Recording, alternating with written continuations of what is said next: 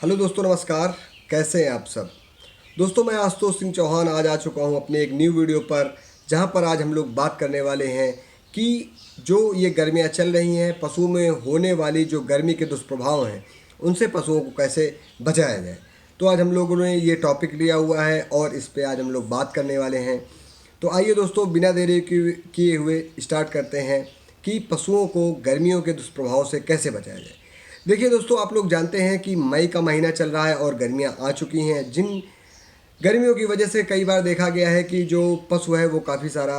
दिक्कत में आ जाता है। उसको आपने देखा होगा कि कई सारे पशु हांफने लग रहे हैं, वो चारा भी कम खाने लग रहे हैं, उनका दूध भी कम हो जा रहा है, उनका शरीर भी कमज़ोर हो जा रहा है और उनके अंदर कमजोरी आ जा रही है। इसके साथ में एक दिक्कत और आती है जो इसके पैरेलल होती है। कई सारे पशुओं में देखा यह गया है कि उनके जो पेट में अम्ल है उसका लेवल जो है वो बढ़ गया है, जिसकी वजह से अगर हम लोग देखें तो उनको क्या हो गई है, एसिडोसिस हो गई है। कई सारे डॉक्टर साहब बोलते हैं कि आपके पशु को एसिडोसिस हो गई है। जी हाँ, आज हम लोग उन्हीं सारी दिक्कतों के बारे में बात करने वाले हैं जो कि इस मौसम में, इन गर्मियों में होने वाली हैं। देखिए क्या होता है दोस्तों, जब गर्मी बढ़ती है तो उसकी वजह से क्या होता है, तापमान भी बढ़ता है। तापमान की वजह से जो हवा होती है वो थोड़ा सा शुष्क हो जाती है, मतलब उसमें नमी की मात्रा या पानी का जो कंटेंट होता है वो नहीं होता है। और वो जब हवा आपके पशुओं को डायरेक्ट लगती है या सूर्य की रोशनी जब आपके पशुओं को डायरेक्ट लगती है तो उससे होता क्या है कि वो जो आपके पशुओं के अंदर शरीर में जो नमी है उसको खींचते हैं। उसके बाद क्या करते हैं, उस पशु के शरीर का तापमान धीरे धीरे बढ़ने लगता है, जिसकी वजह से क्या होता है, उस पशु के रक्त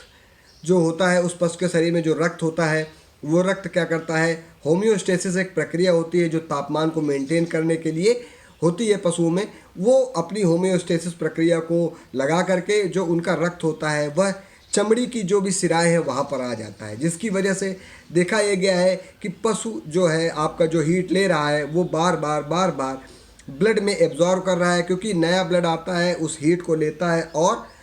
आगे चला जाता है। क्योंकि जो रक्त है उसका काम ही है रेगुलेशन करना, मतलब किसी भी चीज़ को रेगुलेट करना, बदलना, आगे बढ़ाना, पीछे करना, ये सारी चीज़ें ब्लड का भी काम होता है। जिसकी वजह से देखा यह गया है कि ब्लड के अंदर भी कई सारे विकार आ जाते हैं पशुओं में। जो उनकी आत्म प्रतिरक्षा प्रणाली है वो कमज़ोर हो जाती है, क्योंकि जो ब्लड में पोषण होता है, जो चीज़ें होती हैं, जो इंग्रेडिएंट होते हैं जो पशुओं को ज़रूरी होते हैं वो पशुओं को नहीं मिल पाते हैं, क्योंकि उनको अब अत्यधिक अपनी ऊर्जा को खर्च करना पड़ रहा है अपने आप को गर्मी से बचाने के लिए। जिसकी वजह से कई बार देखा ये गया है कि पशुओं में कई प्रकार की बीमारियां, जैसे अगर हम लोग बात करें कि पशुओं का हाँफना, मतलब आपने देखा होगा लगातार आपका पशु हाँफ रहा है, उसके पेट का ऊपर नीचे होना बार बार, उसके पेट में दर्द होना, उसके पेट में गैस बन जाना, उसके मुंह से लार आना, फिचकुर आना, झाग आना,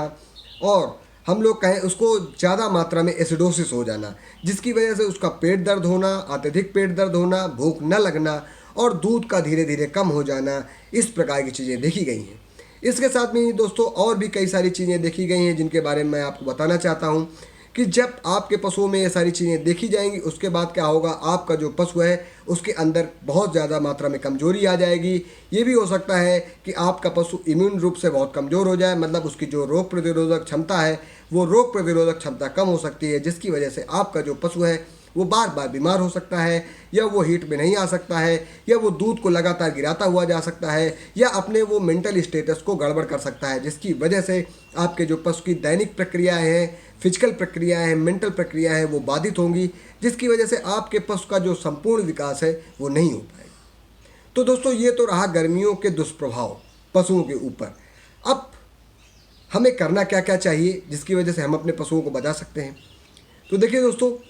सबसे पहले तो हमें अपने पशुओं को एक किसी छायादार स्थान पर रखना चाहिए। प्रयास ये करना चाहिए कि अगर लिंटर पड़ा हो तो ज़्यादा अच्छा है, अगर लिंटर नहीं भी पड़ा है तो लिंटर अगर जैसे जो भी लोग डलवा रहे हैं वो 12 से 15 फुट की हाइट पे डलवाएंगे तो उससे थोड़ा सा ज़्यादा अच्छा रिजल्ट होता है, मिल जाता है। आप बोरे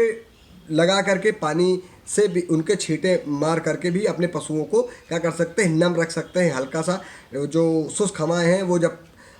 बोरे वाले पानी से टकराएंगी तो क्या हो जाएंगी, वो नम हो जाएंगी, जिसकी वजह से पशुओं में जो भी दिक्कतें देखने को मिल रही हैं वो सारी दिक्कतें भी देखने को नहीं मिलेंगी। उसके बाद आप अपने पशुओं में क्या कर सकते हैं कि आप अपने पशुओं में इस समय क्या कर सकते हैं, उसको लीवर टॉनिक और उसको भूख की गोली दे सकते हैं। अगर मैं बताऊं आप कौन सा लीवर टॉनिक ले सकते हैं, तो आप लीवर टॉनिक में लिवोटास और इकोटास की गोली दोनों ले सकते हैं। मतलब लिवोटास मतलब लीवर का टॉनिक, इकोटास मतलब भूख की गोली होती है, आप उसको लेकर के अच्छा रिजल्ट ले सकते हैं। अगर आपको ये दोनों नहीं मिल रहे हैं तो आप ब्रोटोन और रिजोफीड ले सकते हैं। ब्रोटोन सिरप विरबैक का आता है और रिजोफीड इन्हीं की गोली आती है, जैसे इकोटास आती है उसी प्रकार ये आती है। या हम लोग कह रहे हैं कि आपको ये दोनों कॉम्बिनेशन नहीं मिल रहे हैं, तो आप कोई सा भी एक लीवर टॉनिक ले सकते हैं। लीवर टॉनिक होता है, वो जाकर के लीवर को स्टिमुलेट करेगा, लीवर की फंक्शनिंग को बढ़ाएगा, भूख को बढ़ाएगा, और जो चारा आपके पास खा रहा है, जो पेट में अम्ल बन रहा है, जो पाचन नहीं हो पा रहा है, वो सारी प्रक्रिया अच्छे रूप से संचालित होंगी, जिसकी वजह से आपके पशुओं के अंदर जो शरीर में होने वाली रोग प्रतिरोधक क्षमता की कमी, भूख की कमी, तनाव, इस प्रकार की जो कमजोरियाँ, इस प्रकार की जो दिक्कतें आ रही हैं, ये सारी दिक्कतें समाप्त हो जाएंगी। इसके साथ में आप लोग क्या कर सकते हैं, भूख की गोली में जैसे इकोटास, या हम लोग कहें कि आप रिजोफीड, या एमएसडी कंपनी की सबसे अच्छी गोली आती है ईसैक टैबलेट आप ले सकते हैं। ईसैक टैबलेट को आपको दिन में एक बार देना होता है। इसमें लाइव ईस्ट पड़े हुए होते हैं, मतलब ये प्रीबायोटिक एंड प्रोबायोटिक दोनों काम करता है। इसका मतलब क्या होता है, ये कुछ इस प्रकार के जीवाश्म होते हैं जो आपके पशुओं के शरीर के अंदर जाते हैं, वो अच्छे से खाना को पचाने में, सड़ाने में मदद करते हैं, अम्ल का जो लेवल है उसको कम करने में मदद करते हैं, और भी कई सारी प्रक्रियाएं करते हैं। तो इससे भी आपके पशु को अच्छा रिजल्ट मिल जाएगा। तो पहला क्या करना है, पहले हमें अपने पशुओं को एक नियत स्थान पर रखना है जहाँ पर उनको जो गर्मियाँ हैं, जो धूप है, वो नहीं लगनी चाहिए। उसके बाद हमें उन्हें थोड़ा सा बोरा वगैरह में जहाँ पर पानी डाल करके उनको लटका देना है, जिसकी वजह से जो शुष्क हवा है, जो जिस हवा में कोई भी पानी नहीं है, सूखी हवा है, वो सूखी हवा जब उन बोरों में टकराएगी तो उसके बाद जो हवा निकलेगी वो नम हवा निकलेगी, जिसकी वजह से भी आपके पशुओं में जो इस प्रकार की दिक्कतें आ रही थी वो भी दिक्कतें नहीं आएंगी। और जब आपके पशुओं में लीवर और भूख की गोली चलेगी तो जो पशुओं का जो पाचन गड़बड़ हो गया है, क्योंकि अम्ल की अधिकता हो गई है, कहीं पर क्षार की अधिकता हो गई है, उसकी वजह से क्या हो गया है कि आपके पशुओं का पाचन कमज़ोर हो गया है, जिसकी वजह से आपके पशुओं में ब्लोटिंग मतलब गैस जैसी दिक्कतें देखने को मिल रही हैं। तो अगर आप लीवर टॉनिक और भूख की गोली देते हैं, भूख की गोली में आपको लाइव ईस्ट वाली गोली ही देना है। जो मैंने 3 नाम बताए हैं उनमें से आप कोई भी एक बोलस का एक पत्ता लेकर के अपने पशुओं को दे सकते हैं, अच्छा रिजल्ट आपके पशुओं में मिलने वाला है। अब दोस्तों, जब आपके पशुओं में ये सारी दिक्कतें नहीं आएंगी, तो गैस नहीं बनेगी, तो आपके पशुओं में जो हम लोग एक आदमियों में एक बीमारी होती है GERD, gastric efflux and reflux disease, मतलब इसका मतलब क्या होता है कि जो अम्ल होता है वो थोड़ा सा बाहर आता है, पेट से बाहर आता है। तो पशुओं में तो पेट होता नहीं, पशुओं में तो रूमेन होता है। तो रूमेन से जब थोड़ा सा एसिड बाहर आता है या एसिड वहाँ पर ज़्यादा भर जाता है, जिसकी वजह से पशु को लगता है कि उसको इमिसिस टाइप में लगती है, मतलब पलटी करने जैसी दिक्कतें लगती हैं। इसकी वजह से वो क्या करता है, कभी कभी लार बहुत ज़्यादा चुआता है, फेना चुआता है, जिसकी वजह से कई सारे जो एंजाइम हैं जो खाना पचाने में मदद करने वाले होते हैं, जो पशुओं के लिए आवश्यक होते हैं, वो सलाइवरी ग्लैंड से पेट के अंदर न जा करके वो सीधे क्या करते हैं, बाहर आते हैं, जिसकी वजह से जो पाचन है वो बाधित हो जाता है। तो अगर आप लीवर टॉनिक और भूख की गोली देते हैं तो इसमें आपको अच्छा रिजल्ट मिलने वाला है, आपके पशुओं को अच्छा रिजल्ट मिलने वाला है। तो आप इस प्रकार से भी चीज़ें कर सकते हैं। इसके बाद अगर देखा गया है कि पेट में ज़्यादा गैस बनेगी तो पेट में दर्द भी होगा, पेट में मरोड़ भी होगी। जब पेट में दर्द होगा, पेट में गैस होगी, तो क्या पशु आपका चारा खाएगा? आपका पशु चारा नहीं खाएगा, ना आपका पशु पानी उतना अच्छे से पीने के लिए मन करेगा। जब आपका पशु अच्छे से चारा नहीं खाएगा, ना पानी पिएगा, तो उससे क्या होगा कि आपके पशु, और गर्मी भी पड़ रही है, तीनों चीज़ें हैं, ना चारा खा रहा है, ना पानी पी रहा है, और गर्मी भी तेज़ी से पड़ रही है। तो इसकी वजह से क्या है, उसका जो